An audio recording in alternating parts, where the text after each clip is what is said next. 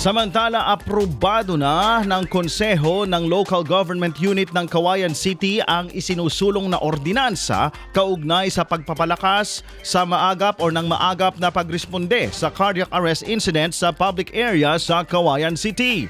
Sa panayam ng IFM News Team kay City Councilor Paulo Eliazar Mico del Mendo, sinabi niya na isa ang cardiac arrest sa mga pangunahing dahilan ng pagkasawi ng maraming Pilipino. Ito ang naging dahilan upang kanilang isulong ang ordinansang nag-uutos sa mga establishmento at public areas na maglagay ng automated external defibrillator o AEDs upang mapalakas ang agarang pagresponde sa posibleng insidente ng cardiac arrest sa lungsod.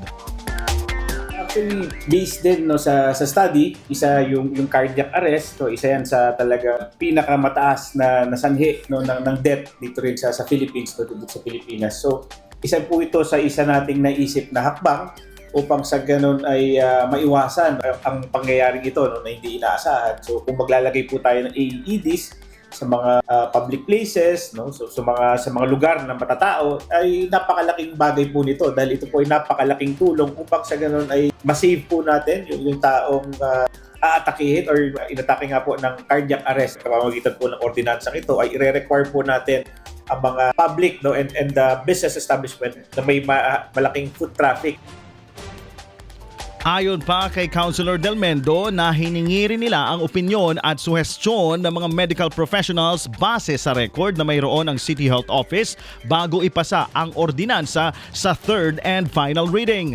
Sa ilalim ng Ordinance number 2026-691, mandatory para sa mga business establishments ang pagkakabit ng naturang aparato at pagkakaroon ng trained staff o personnel na gagamit rito upang masiguro ang kaligtasan ng bawat individual sa banta ng cardiac arrest. Kinakailangan maikabit ang mga AEDs sa lugar na madaling na ma-access ng mga tao at mayroong signage kung para saan ito at kung paano ito gamitin.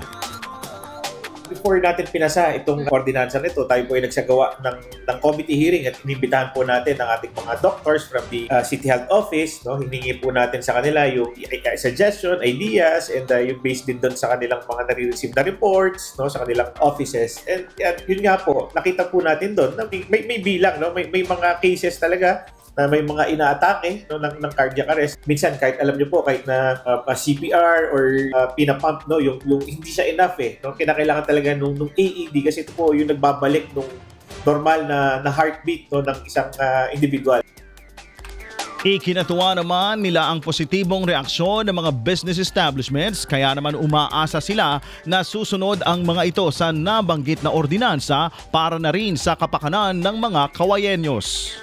IFM News.